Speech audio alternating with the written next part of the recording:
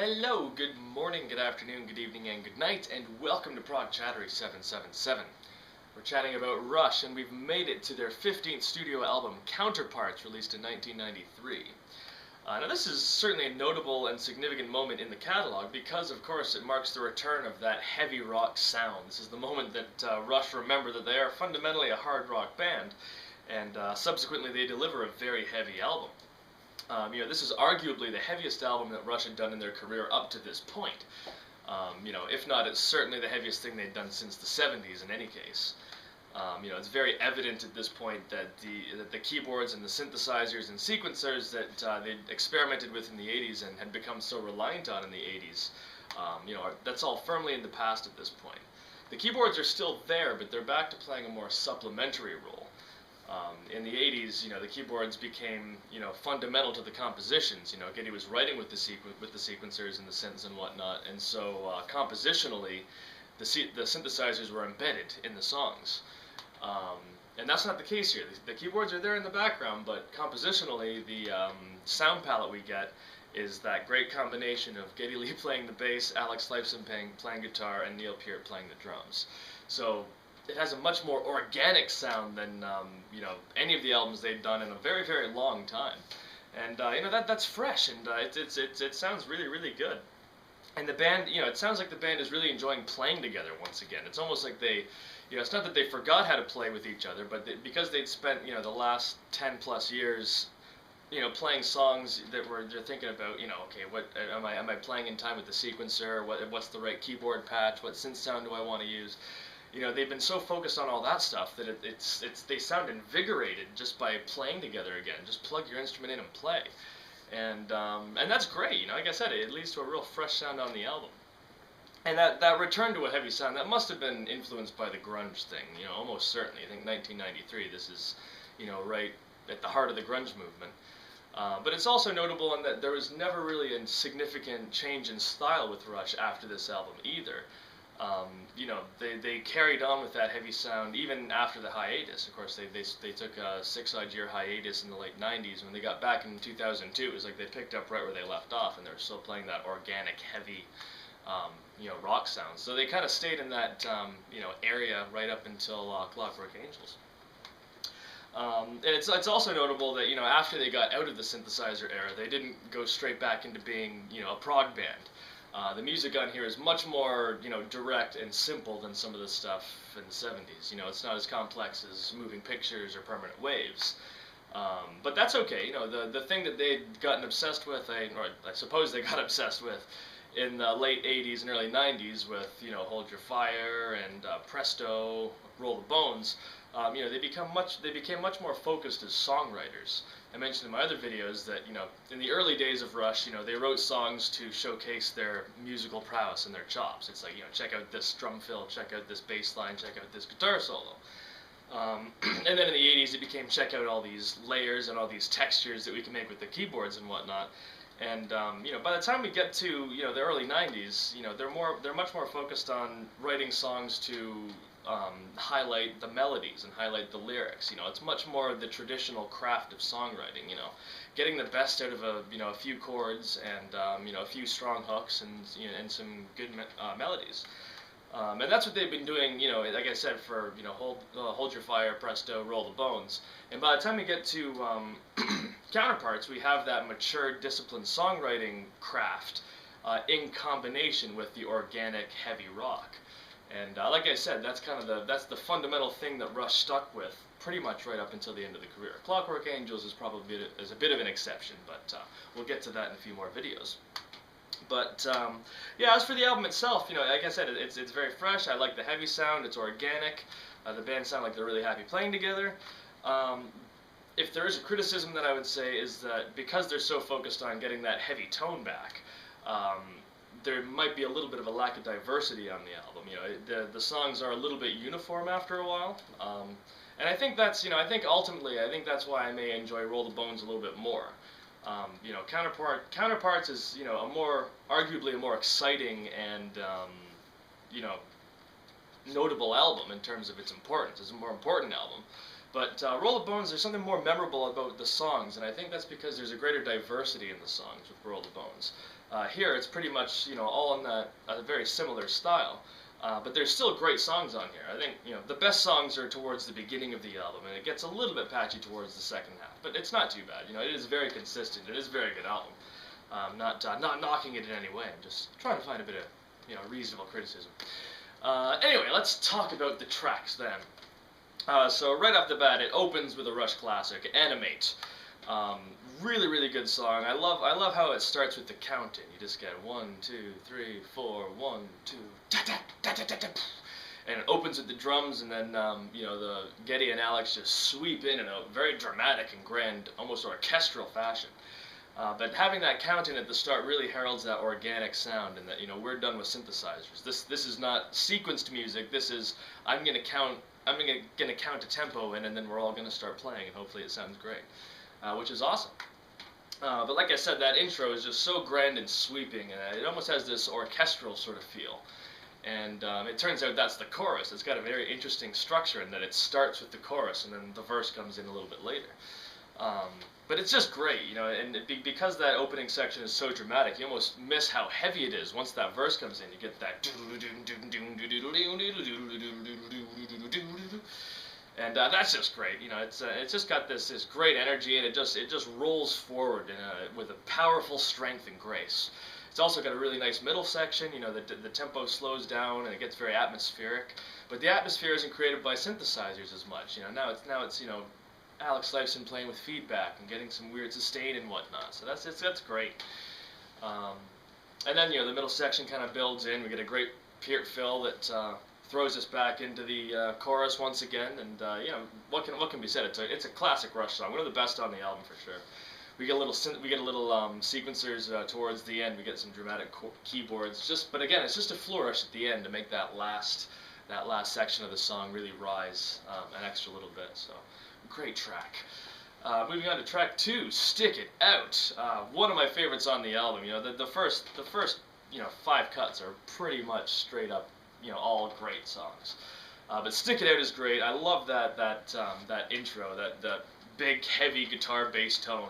You know, Alex Lifeson is, you know, right back where he belongs on this album. He just sounds great. You know, he doesn't have the synthesizers to compete with anymore, so he's getting this big, beefy guitar tone, and it's heavy, and it's, you know, it's got balls to it, and it's really good.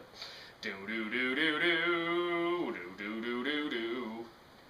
Great intro, and it works its way in, and then the chorus is just frantic. It almost takes you off guard, you know. Do do do do do do do little do do do do do. You know, stick it out. Really good stuff. I love that track. Very simple, you know. It's nothing to do with the progressive rock thing, really. I mean, it is you know, straight ahead heavy rock, and there's nothing wrong with that. It's great. Yeah, what can be said? Stick It Out is a great riff-based song, and it yeah, it just rocks. You know, it certainly lets the listener know that, you know, they're back to being a heavy band again. That's very obvious in the first 2 tracks.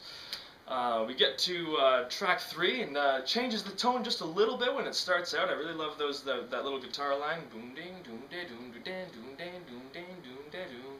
That's a really cool thing. It's almost got that you know, it's not quite back to the blues rock thing, but it's got a bluesy kind of swing and lurch to it. Great vocals by Geddy. It's kind of got, you know, it's exploring the quieter tone of Geddy's voice within the context of you know, what is ultimately a heavy song. At least in the verses, we get that quieter tone of his voice, which is nice. But yeah, it's just a great, you know, heavy chorus, and you know, Lifeson is all over the place once again.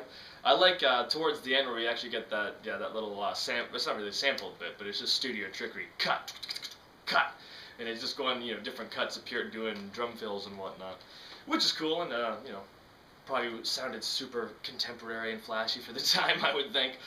Probably a little dated by nowadays, but whatever. It's a great song. Track 4, Nobody's Hero. This is a great track, you know, opening up with the acoustic guitar, and it feels like a folk song at first, but it does build up into quite a grand thing. You know, very heartfelt lyrics from Peart, which is very nice. Yeah, it's funny. I'm not really sure exactly what the song is about. You know, it brings about a couple of, you know, characters and you know, different situations that may be challenging, and it's difficult to pin exactly what the song's about, but it is quite powerful. There is a great resonance to it, and there's strings on it towards the end as well, and very passionate chorus. The way Geddy really delivers that line really well. Hero. It is powerful number, and a great song on the album, and again it gives it a good flow towards the start. There's still a uniformity to the sound, but I mean they really nailed the track listing, for what it's worth. I think that's really good. Track 5, Between Sun and Moon. I always get the titles confused. Between Sun and Moon and Beneath, Between, and Behind, from Fly By Night. Very long time ago at this point. But Between Sun and Moon is a great track. Another lyrical collaboration between Peart and Pai Dubois. And it starts out with it's just this 90s riff, guitar riff style. I almost call it beer commercial guitar. 90s beer commercial guitar. You can't compare it to Genesis with I Can't Dance, but it's kind of got that vibe at the start. But it is ultimately a really great track. There's some great little melodies that pop in there. Ah, yes to yes, oh yes. Trying to think of the actual part. I try to remember as much of the songs as I can, so I can do these videos in an impromptu sort of a manner. But there's a certain lyric that just comes out really well on that I think is really great. Find place to hesitate. I'll just move on because I'm wasting too much time on the video. Trying to keep these videos concise. Beneath, Between, Behind is a really good song. Again, not at all bad at all, and I like the melody, and I like the weird lyrics. There's a lake between the sun and moon and all that. Very cool. Moving on to track 6, Alien Shore.